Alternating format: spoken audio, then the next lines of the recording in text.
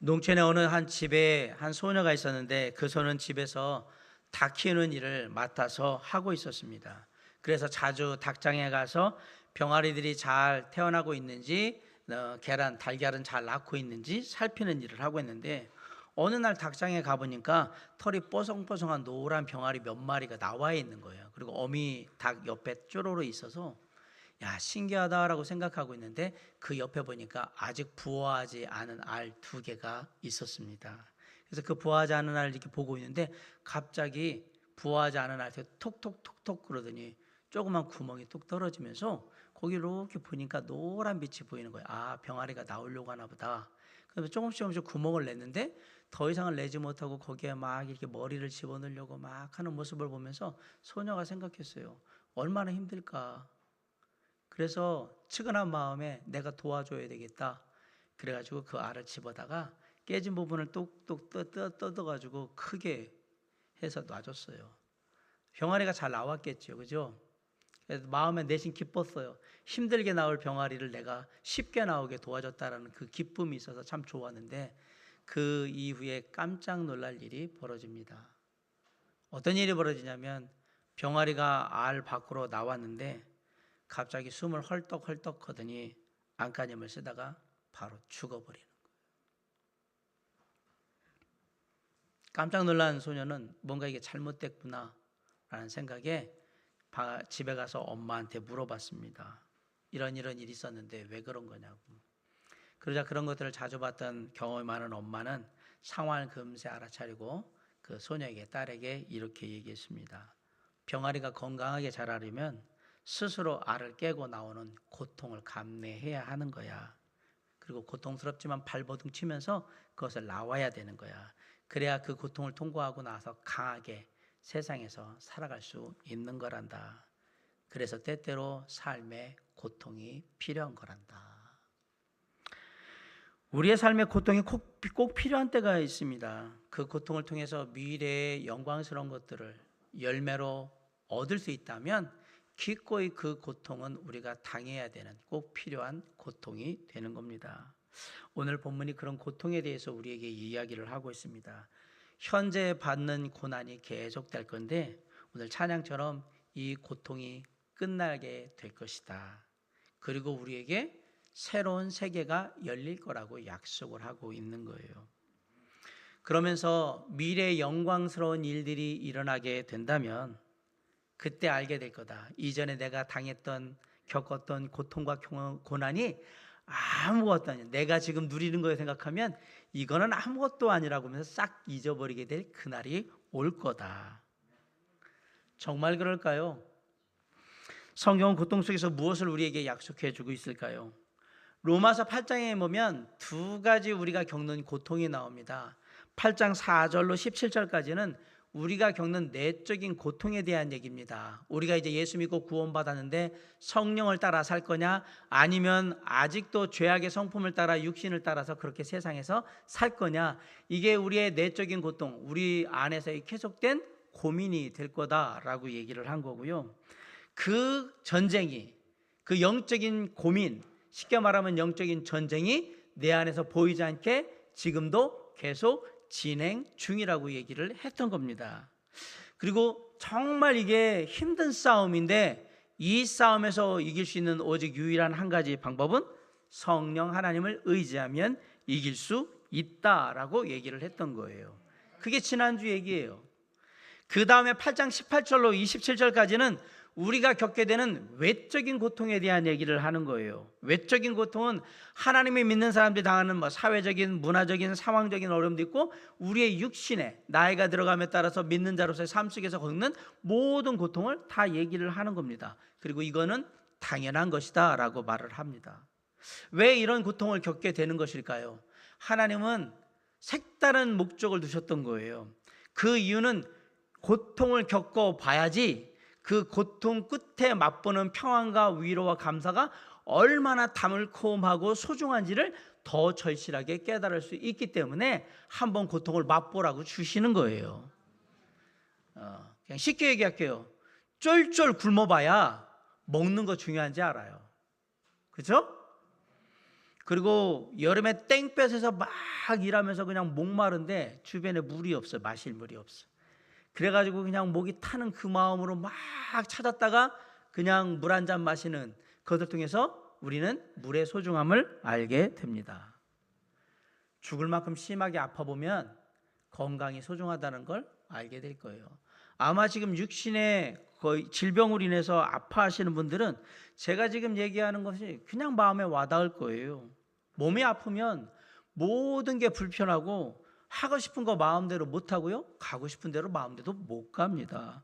이런 과정은 늘 답답하고 그리고 고통스럽습니다. 그런데 이 전 속에서 주님은 우리가 간절함을 갖기를 원하시는 것이요. 그리고 또 하나 우리에게 귀한 가르침을 주셨어요. 어떤 가르침을 주셨을까요? 두 가지 고통 속에 가르침을 주셨는데, 첫째는 고통 뒤에는 멋진 미래가 있다라는 사실입니다. 성경은 단순히 우리의 미래가 그냥 좋아질 거예요 이렇게 얘기하지 않습니다. 오히려 미래의 영광은 우리가 생각하는 그 이상의 지금의 것과 결코 비교할 수 없는 그런 것이다 라고 얘기를 해요. 만약에 여기 제가 가벼운 풍선과 무거운 금덩어리를 가지고 있다라고 생각해 보세요.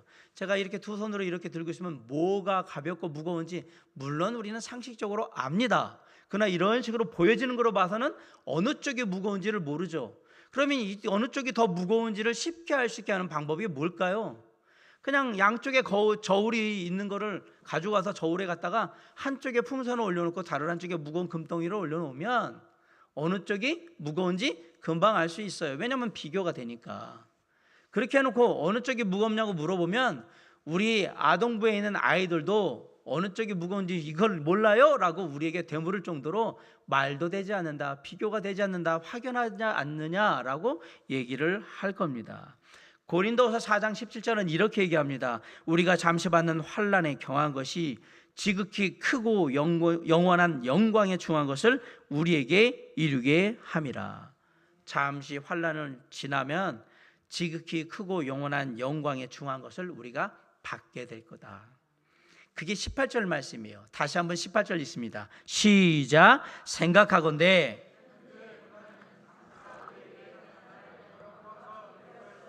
아멘. 현재의 고난은 미래의 영광과 비교할 수 있는 것이 아니다. 그렇지만 현재의 삶에서 우리가 고통당하고 고난당하는 이런 경험들이 있어야 내가 지극히 크고 영원한 미래의 영광스러운 것을 얻을 때, 야, 이게 소중한 것이구나를 알 수 있게 될 것이다 라고 얘기하는 거예요. 다시 말하면 영광이 영광스럽게 주어지기 위해서는 반드시 고통이라는 과정을 거쳐야 한다 얘기예요. 우리는 이미 이걸 다 경험해서 알고 있습니다. 구원받은 하나님의 자녀들은 이미 이것을 다 경험했어요. 언제? 자, 과거에 죄악에 빠져가지고 고통 가운데 있을 때 예수님께서 우리에게 오셔서 우리를 구원으로 이끄시고 새로운 세계를 우리에게 허락해 주셨어요. 과거에 죄로 인해서 어두운 삶을 살고 있을 때 그때를 생각해 봐요. 지금 우리가 이렇게 밝고 새로운 세계에 살고 있다는 건 놀라운 일인 것입니다. 그리고 내가 가진 죄가 어떤지를 알고 있는데 그 죄가 용서받았다? 그 하나님의 은혜가 얼마나 큰지 알기에 우리는 주님의 은혜를 사모하는 겁니다. 우리는 주님의 자녀로서 고난과 고통의 세계가 무엇인지를 알고요, 그렇게 그것을 지나서 우리가 새로운 세계가 무엇인지도 이미 경험하고 있었던 거예요. 그런데 이렇게 우리가 이 땅에 살면서 고통을 당하고 있을 때 우리만 고통당하는 게 아니고 우리와 함께 탄식하고 있는 또 다른 것들이 있다라는 사실이에요. 19절로 22절은 바로 그 얘기를 하는 겁니다. 우리 한번 읽어볼게요. 시작. 피조물이 고대하는 바는 하나님의 아들들이 나타나는 것이니. 20절.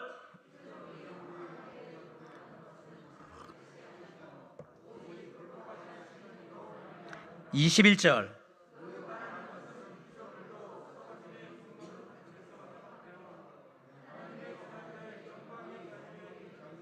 22절. 피조물이 다 이제까지 함께 단식하며 함께 고통을 겪고 있는 것을 우리가 아느니라. 여기서 뭐라고 얘기하냐면 모든 피조물들이 다 탄식하고 있다라고 얘기합니다. 이 말은 모든 생명이 있는 것들이 다 신음하고 고통 가운데 있다라는 얘기예요. 생명이 있는 것뿐만 아니라 생명이 없지만 하나님이 창조하신 모든 것들이 다 신음하며 고통받고 있다라는 얘기예요. 그런데 이 모든 피조 세계를 이끌어가는 우두머리가 누구냐? 사람입니다. 그런데 그 우두머리 된 사람이 죄로 말미암아 타락한 거예요. 잘 보세요. 죄로 말미암아 타락해서 우리 안에 죄악의 고통이 임한 거예요. 그러면 우두머리인 사람이 죄로 말미암아 타락해서 고통 가운데 있다면 그 밑에 다스림을 받아야 되는 모든 피조 세계에 있는 것들도 당연히 다 타락하게 되고 당연히 다 고통받게 되어 있는 거예요. 아마 나중에 이상한 변호사 우영우에 나오는 그 등고래가 얘기할 거예요. 니들 사람들 때문에 우리가 힘들어. 니들이 버린 쓰레기 먹고 우리 친구들이 많이 죽고 있어. 고통당하고 있어. 너희들 때문에 이 모든 고통이 왔어라고 얘기를 할 거예요. 죄악된 세상에서 사람은 하나님이 창조하신 걸 파괴하는 것 이외에 다른 일은 안 합니다. 사람들이 새로운 걸 창조해낸다고요? 해 아래 새 것은 없고요. 다 주님이 주신 거예요.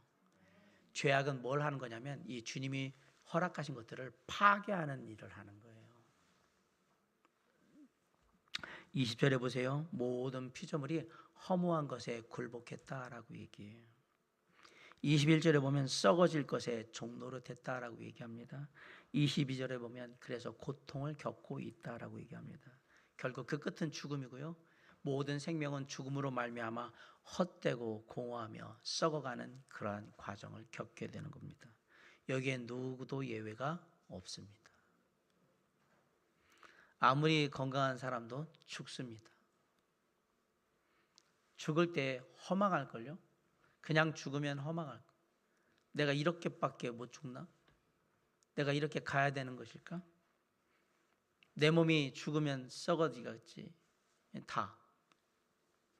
이 모든 것들은 피조 세계를 이끌어가는 사람들이 당하는 고통이고 앞으로 당하게 될 고통입니다. 그래서 23절 이하에 보면 우리도 탄식하고 있다라고 얘기를 한 거예요.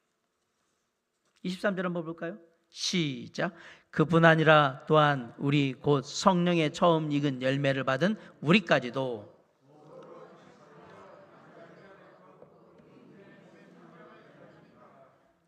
우리도 탄식을 하는 거예요. 여기서 우리는 사람들, 특별히 누구예요? 그리스도인도. 우리 그리스도인들에게도 탄식이 있어요. 아픔이 있고 신음이 있단 말입니다. 다만 우리가 믿지 않는 사람들하고 다른 건 딱 하나예요. 깊은 탄식 속에도 우리는 확실한 소망을 가지고 있다. 그것만 다른 거예요. 그래서 그리스도인들에게 의미 없는 고통은 없어요. 우리가 고통을 당하지만, 그래서 탄식하지만 예수 안에서 우리가 당하는 고통의 의미를 깨달았다. 이 사람 복받은 사람입니다. 인생이 뭔지를 아는 사람인 거예요. 모든 피조물들은 그 피조물들의 우두머리인 사람들이 구원받기를, 다시 여기서 말하면 하나님의 아들들이 나타나기를, 구원받기를 간절히 원합니다. 왜? 구원받은 하나님의 자녀들은 피조물들을 지키거든요. 관리하거든요. 그래서 그리스도인이 만약에 환경을 보호해야 한다라면 그 이유는 뭐예요? 하나님이 원래 우리에게 다스리고 이것을 관리하라고 맡기셨기 때문에 그런 거예요. 그래서 우리는 함부로 쓰레기를 버리지 않습니다. 함부로 자연을 파괴하지도 않고 함부로 동물을 학대하거나 죽이지도 않습니다. 왜? 내가 동물 보호론자라서 환경주의자가 아니라 하나님이 원래 우리를 이 땅에 보내실 때 그렇게 보내셨기 때문에 그런 거예요. 그래서 그 창조의 목적 속에 피조물의 우두머리로 사람을 두신 이유를 다 알고 있는 세상의 피조물들은 목이 빠져라고 기다리고 있는 거예요. 뭘 기다리느냐? 까치발 서가지고 언제 저 사람들이 다 하나님의 자녀로 구원받을까 기다리고 있는 거예요. 저들이 다 하나님의 자녀가 되면 이 땅이 하나님의 피조물들로 온전히 보호가 될 거라는 걸 알기 때문에 그런 거예요. 세상에서 예수 믿는 하나님의 자녀들은 별 볼 일 없는 존재입니다. 세상 사람들이 볼 때는, 우리 볼 때는 아이고 그냥 교회에 미쳐서 교회에다 헌금이나 내고 헛짓거리하는 사람들로 보일지 모르지만 세상의 모든 다른 피조물들이 볼 때 우리는 간절히 기대하고 있는 그런 존재인 거예요. 왜? 우리가 구원받아야 되만 이 땅의 모든 피조물들이 평안을 얻고 온전히 보호될 수 있기 때문에 그렇습니다. 그런데 피조물들이 신음하는 이유는 뭐예요? 죄로 타락해서 다 파괴하고 있으니까 신음하는 거예요. 예수 믿으면 변한다는 걸 알아요. 피조물들도 아는 거예요. 우두머리인 사람들이 예수 믿고 변하면 우리의 상황도 변하게 될 거라는 걸 알고 있는 거예요. 물론 지금은 우리가 육신의 연약함 때문에 탄식을 합니다. 육신의 질병이 걸리면 아파서 탄식을 하고, 그리고 정말 누군가가 떨어지고 죽음을 맞게 되면 그래서 또 힘들어서 탄식을 해요. 아직도 우리 안에 죄악된 성품이 있는 것으로 인하여서 그것을 안타까워하며 탄식을 합니다. 그리고 안타깝게도 우리가 육신을 입고 이 땅에 사는 동안은 비록 우리가 하나님의 자녀들이지만 우리의 입에서 탄식은 떠나지 않을 것입니다. 우리의 연약함이 그대로 있기 때문에. 그런데 그 가운데서도 탄식하는 하나님의 자녀들 속에서도 놀랍게 하나님의 나라는 임하게 될 것입니다. 목사님, 그게 어떻게 가능한가요?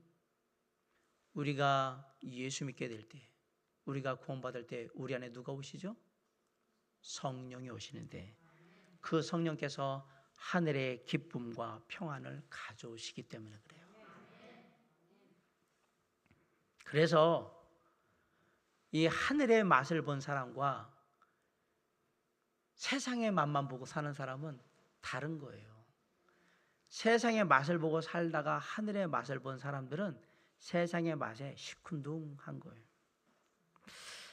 제가 이 예화를 들면, 이 이야기를 하면 앞으로 저희 집에 복숭아 같은 선물은 전혀 안 들어올 거라는 불길한 생각이 드는데 제가 얘기를 드릴게요. 제가 제천에서 사역할 때 감곡에 햇살의 복숭아 농장을 하시는 모치님하고 부치님이 계셨어요. 여러분이 아는 바깥에 나오는 햇살의 복숭아는 등급이 떨어지는 거고요. 제가 말씀드리는 그분들은 백화점에 들어가기 위해서 전량 수매를 하는 A급 아주 좋은 곳. 그 놀랍게도 그 지역에 몇 집만 복숭아가 되게 맛있는 집이 있단 말이에요. 그 집의 복숭아인 거예요. 그리고서 여기는 계약 재배요. 다 하면 전량 그냥 현대백화점, 롯데백화점 이런 데 서울에만 딱 들어가고 양이 없어요. 저는 목회자이기 때문에 그 중에 제일 첫 것을 먹고 중요한 걸 먹고 저한테 갖다 줬던 거예요. 제가 첫 해에 가서 그 복숭아를 먹고 충격을 받았어요. 세상에 이렇게 맛있는 복숭아도 있었구나. 크기도 크지만 엄청 답니다. 그리고 나서 계속해서 제철에 사역할 때는 늘 그분이 복숭아를 갖다 주셨기 때문에 정말 맛있게 먹었습니다. 인천에 왔잖아요. 인천에 와서 저희들이 가지러 가고 막 이렇게 했는데 올해는 몸이 아프셔서 농사를 위탁을 했기 때문에 저희들은 복숭아를 먹을 수가 없었어요. 먹고 싶다. 저희 집에 몇 번 이렇게 복숭아 선물이 오는데 깎아서 맛있는 거라고 먹는데 어떤 거는 상표 자체가 감곡 헥사르 복숭아인데 이게 아닌 거예요. 제가 어디 가서 만약에 복숭아를 잘 안 먹는다, 앞으로 아마 신방 가면 복숭아 같은 것도 안 내놓으실 거라는 걸 제가 알아요. 딱 먹으면 그 맛이 아니기 때문에 그냥 딱 놔버리는 거예요. 제가 이미 그 맛에 중독돼 있어요. 그 복숭아가 먹고 싶은 거예요. 자, 저는 이제 웬만한 다른 복숭아는 눈에 차지도 않습니다. 우리나라에서 가장 비싸고 가장 좋은 복숭아만 먹었기 때문에 그래요. 그것도 1년 먹은 게 아니라 10년을 넘게 먹었기 때문에 그래요. 입에 딱 그냥 붙어 있어요. 다른 복숭아는 맛이 들어오질 않아요. 똑같아요. 하늘의 맛을 진하게 느끼면 세상 사는 거 별 맛이 없어요. 아멘? 목사님, 근데 저는 세상 사는 게 재밌는데요? 좋은데요? 쉽게 얘기할게요. 하늘의 맛을 아직 진하게 맛보지를 못하니까. 못해서. 저는 진하게 맛봤다고 생각하는데 아니야. 내가 볼 때는 프랜차이즈 설렁탕 먹었어 지금. 그걸 진국이라고 생각한 거야. 아니야. 맛집의 설렁탕은 맛이 아예 달라. 하늘의 맛을 진하게 경험하면 세상에 사는 맛이 별로예요. 그렇게 되는 거예요. 하늘의 맛을 진하게 본 사람은 이 땅의 삶에 크게 가치를 두지를 않습니다. 어차피 가면 다 놓고 가야 되는 인생이고 내가 가져갈 수 있는 건 아무것도 없다라는 것 압니다. 저는 10만 원짜리 관으로 저기 화장장 들어가시는 분도 봤고요. 400만 원짜리 오동나무 관으로 들어가시는 분도 봤는데 나올 때는 똑같아요. 가져갈 수 있는 거 하나도 없어요. 400만 원짜리 오동나무 관이었다고 그건 안 타고 불에 안 타고 그대로 남아있을 줄 알았습니까? 아니요. 우리는 한 줌의 채로 다 바뀌어요. 그래서 보이지 않는 하늘의 것을 맛본 사람은 절대 세상에 미련을 두지를 않아요. 이건 가져갈 수 있는 것도 아니고 내가 다 이걸 보고 가지고 어떻게 할 수 있는 게 아니라는 걸 알기 때문에 그래요. 무엇이 더 좋은지, 무엇이 더 나은지 너무나도 잘 알기 때문에 나는 더 좋은 것, 더 나은 것을 선택하면서 하는 거예요. 그걸 따라가서 사는 거란 말이에요. 우리는 다른 세상을 알고 있는 거예요. 세상에 예수 믿지 않은 사람들이 모르는 다른 세상을 알고 있는 거란 말이에요. 그리고 그 다른 세상을 맛봤던 거예요. 니들이 천국의 맛을 알아? 신구 선생님이 얘기했잖아요. 니들이 천국의 맛을 아냐고. 천국의 맛은, 하늘나라의 맛은 맛본 사람만 아는 거예요. 그래서 우리는 다르게 사는 거예요. 세상 사람들이 이해할 수 없는 삶을 사는 겁니다. 그 하늘의 맛을 이미 맛보았기 때문에 우리는 동시에 우리의 미래를 기대하는 거예요. 23절 보세요. 시작. 그뿐 아니라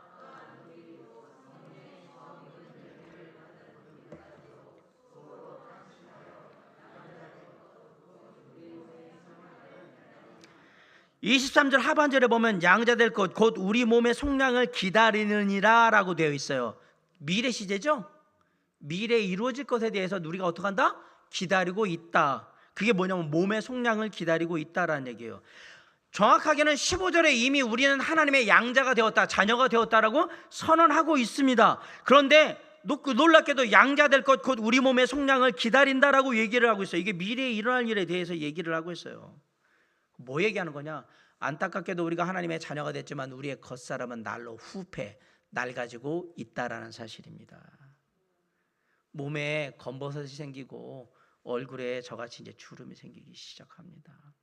아무리 노력해도 나이가 들으면 힘이 자꾸 빠지고요. 늙어간다는 사실을 속일 수가 없습니다. 그게 인생이에요. 삶의 환경이 나를 짓누르고 먹고 사는 문제, 돈이 나를 짓누르고 죄악이 나를 짓누릅니다. 그런데 우리는 두려워하지 않습니다. 더 이상 나이 먹는 것을 두려워하지도 않고요. 얼굴에 주름 생기는 것도 두려워하지 않습니다. 왜 두렵지 않을까요? 우리의 몸까지도 하나님의 양자로 온전히 구원하실 약속, 소망이 우리 안에 있기 때문에 그렇습니다. 때가 되면 얼굴에 검버섯 피고 주름지는 거 걱정 안 할 때가 옵니다. 조만간 몸에 피는 검버섯 그 문제, 내가 걱정 안 해도 되겠구나. 그때가 올 거예요. 아이고 나이 들어가니까 자꾸 몸이 굽어지네. 구부정한 몸 걱정 안 할 때가 옵니다. 그리고 아이고 나이 들어가니까 운동 안 해서 그런지 맨날 배만 불룩하게 나오네. 불룩해진 배 걱정 안 할 때가 옵니다. 내가 큰 병에 걸려서 아픈데 내 그 건강으로 걱정 안 할 때가 옵니다. 그 소망이 뭐냐? 바로 보이지 않는 소망, 구원의 소망입니다. 24절 한번 읽읍시다. 시작. 우리가 소망으로 구원을 얻었음에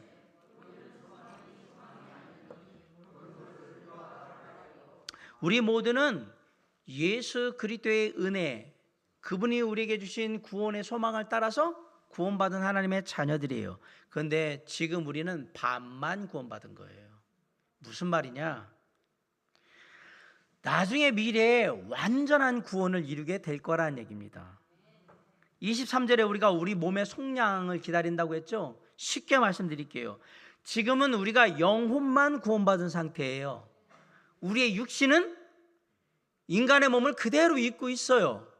그럼 완전한 구원은 뭘 말하는 거냐? 미래에 하나님의 나라에 갔을 때 우리의 육신조차도 변화되어서 우리가 하나님의 나라에 영원히 거할 수 있는 영혼육이 되면 완전한 구원이 이루어지는 겁니다. 그 소망이 어디에 있다? 우리에게 있다. 그 얘기예요. 그 미래의 구원은 소망 가운데 있는 거예요. 그 소망이 어디에 있느냐? 내 안에, 믿는 자, 구원받은 자 안에 있다 이 얘기예요. 우리의 몸이 양자 될 거예요. 이미 양자 됐는데? 아니요, 양자 될 거예요. 우리의 몸의 속량, 우리의 몸도 온전히 하나님의 나라에 맞게 바뀔 그날, 완전한 구원이 이루어지는 그날을 소망합니다 이 얘기예요. 그런데 내가 비록 아직 이 땅에 육신의 몸을 입고 이 땅에 살더라도 내가 구원받고 하늘의 소망을 갖고 있다라면 이미 그 소망이 이루어진 거나 마찬가지예요. 몸이 바뀌는 건 언제 이루어지냐? 미래에 그냥 그 단계에서 이루어지는 것 뿐이에요. 딱 거기 가면 우리 몸이 싹 바뀝니다. 여러분, 우리가 건강한 모습으로 하나님 앞에 서게 될 겁니다. 걱정하지 마세요. 예쁜 모습으로 하나님 앞에 서게 될 겁니다. 그게 우리 몸의 속량이라는 말을 하는 겁니다. 우리가 그렇게 변화될 거란 얘기예요. 그 소망은 성취만 이루어지면 되는 거예요. 성취만 되면 되는 거예요. 자, 24절 한번 읽어볼까요? 자, 시작. 우리가 소망으로 구원을 얻었음에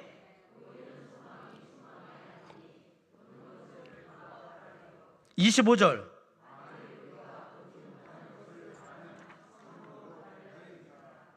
여기 24절 하반절에 보면 보이는 소망은 소망이 아니라고 얘기하고 보는 걸 누가 바라려? 이 말이 보면 야, 보이는 걸 누가 가져? 그걸 누가 귀하다고 얘기해? 보이는 건 다 갖고 있는 거지. 남들이 안 갖고 있는 거. 그 뭐예요? 보이지 않는 거, 영원한 거. 그게 소망이지 라고 얘기한 거예요. 만일 우리가 보지 못하는 것을 바라면, 쉽게 말하면 보이지 않는 소망을 가지고 있다라면 어떻게 하면 되냐? 이루어질 때까지 참고 기다리면 되는 거야. 하나님이 이루실 테니까. 그렇게 주님은 얘기하는 거예요. 지금은 너희가 구원받은 하나님의 자녀로서 영혼의, 쉽게 말하면 양자됨을 얻었고 아직 육신은 양자됨을 얻지 못했지만 너희의 구원은 분명하다. 언젠가 시간이 지날 때 그때에 너희는 몸까지도 온전히 하나님의 나라에, 영원한 하나님의 나라에 거할 수 있도록 그렇게 구원받게 될 것이다. 양자가 될 것이다. 몸의 속량이 이루어질 것이다 라고 얘기를 하는 거예요. 그렇게 주님의 의도대로 우리가 잘 참고 기다리면 이 소망이 온전히 이루어질 텐데, 세상 살다 보면 이 소망이 덧없다고 생각되고 이 소망이 뭔가 나에게 힘이 된다고 생각해야 되는데 그러지 못한 때가 많아요. 그리고 이 소망을 갖고 사는 게 남들한테 그런 얘기하면 참 되지도 않는 얘기 하지 말라고, 아이고 그런 게 있겠다 막 이렇게 얘기하니까 내 마음이 낙심되고 쓰러지면서 잘 이걸 지키지 못하고 기억하지를 못하는 경우가 많아요. 그럴 때 바로 두 번째 가르침이 필요합니다. 우리 안에 도우시는 분이 있습니다. 지난주에 그분이 누구라고 얘기했어요? 예, 성령. 때때로 우리는 인생의 길을 걷다가 지치고 넘어지고 쓰러지고 그럽니다. 예, 그냥 그만두고 싶을 때가 참 많을 거예요. 심지어 몸된 교회에 와서 사랑하는 성도들 섬기면서 내가 믿음 안에 삼게 하겠다고 막 그랬는데 그들이 나를 시험 들게 만들면 조용히 교회를 떠나고 싶은 그런 마음이 들 때도 있어요. 그러나 그럴 때 꼭 잊지 말고 기억하시기 바랍니다. 성령께서 우리를 도우십니다. 언제까지? 우리의 미래의 소망, 미래의 완전한 구원, 우리 몸에 속량돼서 우리가 온전한 양자로 주님 앞에 설 때까지 누가 도와주신다? 성령께서 도와주신다. 27절 한번 읽어봅시다. 시작.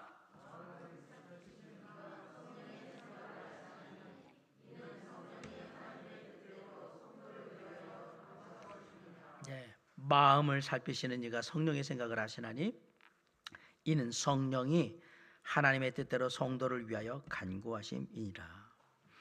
오늘 본문에 보면 세 번의 탄식이 나옵니다. 19절로 22절에 보면 피조물들이 탄식을 해요. 빨리 하나님의 자녀들이 와서 이 땅을 변화시키면 좋겠다라는 탄식이 나옵니다. 두 번째는 23절에 우리 믿는 자들의 탄식이에요. 왜? 내가 영혼은 구원받았지만 우리의 육신이 날로 날고 나이 들어서 낡아지니까 어쩌나 빨리빨리 가고 싶은데 나도 잘하고 싶은데, 이런 탄식이 두 번째 탄식이에요. 세 번째는 26절에 나오는 성령의 탄식입니다. 우리 26절 다시 한번 읽어봅시다. 시작. 이와 같이 성령도 우리의 연약함을 도우시나니.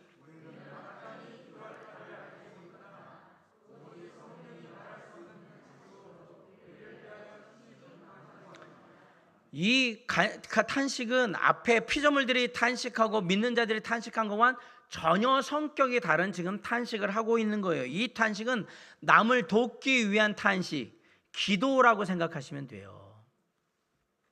26절에 보면 성령께서 우리의 연약함을 도우신다라는 말이 나옵니다. 이 돕다라는 말이 영어로 help잖아요. 이게 원래 어원이 뭐냐?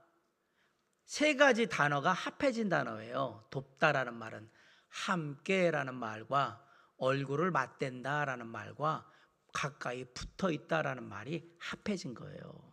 그래서 돕다라는 말은 함께 얼굴을 맞대고 가까이서 우리를 붙들어 주신다 얘기예요. 성령 하나님께서 나와 함께 하시며, 함께 하시는데 어떻게 하고 있어요?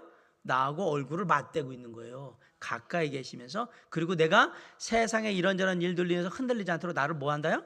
붙들어주고 계신다. 이게 성령이 우리의 연약함을 도우신다 이 말이에요. 자, 퀴즈 문제 하나 알려드렸어요 제가. 네. 우리의 영혼은 자주 우리가 뭘 해야 될지 잘 모를 때가 많습니다. 제대로 된 판단을 잘 못할 때도 많아요. 아울러 미래의 일을 잘 알지도 못해요. 그래서 내 계획과 내 욕심으로 하다가 낭패를 많이 보죠. 실패하고 실수하고 그렇습니다. 다 내 육신의 한계와 연약함 때문에 일어나는 일들입니다. 그런 나를 도우시기 위해서 누가 오셨다고요? 성령이 오시고 그 성령께서 내 안에 계신다 이 얘기예요. 그러면 성령께서 언제 나를 도와주실까? 먼저 내가 죄악과 연약함에 억눌려 있을 때 나를 도와주십니다. 26절 한번 다 같이 읽어볼까요? 시작. 이와 같이 성령도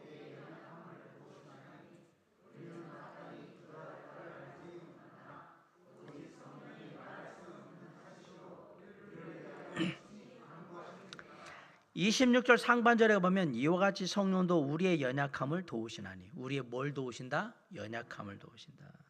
우리가 죄악과 연약함 가운데 빠져 있을 때 어쩌면 우리가 할 수 있는 기도는 하나님 도와주세요, 예수님 도와주세요, 성령님 도와주세요, 이거밖에 없습니다. 때때로 우리가 죄악과 연약함 가운데 빠져 있잖아요. 기도도 잘 못할 때가 많습니다. 그런데 그럴 때에도 성령께서 내 안에서 탄식하며 나를 위해 도우시며 간구하신다는 사실을 믿으시기 바랍니다. 두 번째, 언제 도우시냐? 내가 아무 말도 하지 못할 때 나를 도와주십니다. 26절에 중간에 보면 우리는 마땅히 기도할 바를 알지 못하나 오직 성령이 말할 수 없는 탄식으로 우리를 위하여 친히 간구하시느니라. 때로는 우리가 기도하러 주님께 나올 때 주님 앞에 나와서 그냥 주여 주여 그리고 아무 말도 못해요. 그리고 울어. 주님. 누가복음 18장에 보면 바리새인과 세리가 기도하러 성전에 나오는데 세리는 멀리 서서 감히 눈을 들어 하늘도 보지 못하고 가슴을 치면서 하나님이 불쌍히 여기소서, 나는 죄인이로소이다. 불쌍히 여기소서, 불쌍히 여기소서. 주님 불쌍히 여기소서. 주님이 누굴 도우셨습니까? 누구를 의롭다 얘기하셨습니까? 세리잖아요. 우리가 주님 앞에 나와 아무 말도 하지 못할 때 우리 성령께서 우리를 도와주십니다. 말하지 못할 것 같으면 그냥 주님의 이름을 부르며 가만히 계세요. 성령께서 도와주실 거예요. 내가 뭘 해야 될지, 어디로 가야 될지, 어떤 결정을 해야 될지 잘 모를 때 성령께서 나를 향한 하나님 아버지의 뜻이 뭔지 정확하게 알고 계시기 때문에 나를 선하게 인도하셔서 그곳에 있게 하시며 나를 도와주실 것입니다. 그게 바로 내 안에 계신 성령 하나님이십니다. 그게 지금 바로 나를 도우시는 나의 하나님, 성령 하나님이십니다. 오늘 말씀을 이제 마치려고 합니다. 오늘 말씀을 들으면서 우리가 그릴 수 있는 우리의 미래는 과연 뭘까요? 오늘 말씀을 들으면서 지금 이 땅을 살아가는 우리의 현재의 모습은 과연 어떻습니까? 아직도 세상에서 비틀비틀 거리며 살고 있습니까? 혹시 어정쩡하게 여기도 아니고 저기도 아니고 그렇게 세상을 걸어가고 있습니까? 아니면 하나님을 향해서 간다고 얘기하면서 계속 뒤를 돌아보면서 세상을 바라보면서 뭔가 아쉽고 뭔가 미련이 나는 듯한 그런 모습으로 계속해서 가고 있습니까? 이제 우리는 다르게 살아야 합니다. 우리는 다른 세상을 맛본 사람들이기 때문에 그렇습니다. 삶에 여타의 다른 삶과 똑같이 고통이 있고 고난이 있을지라도 우리는 다르게 살아야 합니다. 왜냐하면 하나님의 약속과 미래의 소망이 우리에게 있기 때문에 그래요. 남들은 갖지 않은 하나님의 약속과 소망이 우리 안에 있기 때문에 남들이 갖지 않은 걸 가진 사람답게 다르게 살아야 한다라고 말씀드리는 겁니다. 하나님은 현재의 고난을 통해서 우리에게 미래의 놀라운 영광을 이루어 주실 거라고 약속하셨습니다. 고난은 미래에 우리가 맛보게 될 그 영광스러운 미래의 영광을 위해서 반드시 거쳐가야 되는 과정의 하나일 뿐인 겁니다. 이 땅에서 우리가 살면서 아직도 육신을 입고 있기 때문에 많은 고통과 고난을 당합니다. 사람들과 함께하기 때문에 그 당하는 일들은 말로 할 수가 없습니다. 그럴수록 더욱더 하나님의 은혜를 사모하시고 더욱더 성령의 역사를 기대하며 더욱더 우리가 미래에 가게 될 하나님의 나라, 하늘나라를 기대하시기 바랍니다. 우리는 이런 소망을 품고 사는 이 땅의 그리스도인들입니다. 세상을 살아가는 눈높이가 아예 다른 사람들이에요. 남들하고 똑같이 세상을 바라보고 살면 우리가 예수 믿은 이유가 없잖아요. 솔로몬이 뭐라고 그랬어요? 내가 해 아래서 보니. 우리는 눈높이가 높아요. 하늘의 시각으로 세상을 바라보기 때문에. 그러니까 다르게 보고 다르게 살아야죠. 아무리 이 땅의 삶에서 현재 당하는 고통과 고난이 강할지라도 내 안에 계시는 성령께서 다시 일으켜 주실 겁니다. 믿으시기 바랍니다. 더불어 그 성령께서 우리에게 확실한 미래를 보증해 주실 것입니다. 그리고 그 성령께서 우리가 이 땅의 삶을 다하고 우리의 몸까지 온전히 속량되어서 하나님의 나라에 우리의 영과 혼과 육신이 온전히 완전히 하나 되어 드려질 그날까지, 온전한 구원이 이루어질 그날까지 우리를 도와주실 것입니다. 오늘도 그 성령 하나님 나와 함께 하시고 나와 얼굴을 맞대고 나와 가까이 하시며 내가 세상에서 요동치 않도록 나를 붙들고 선하게 인도하시는 도우시는 성령 하나님이 내 안에 있음을 믿고 그분을 믿음으로 담대히 발걸음을 옮기며 승리하는 저와 여러분이 될 수 있기를 주님의 이름으로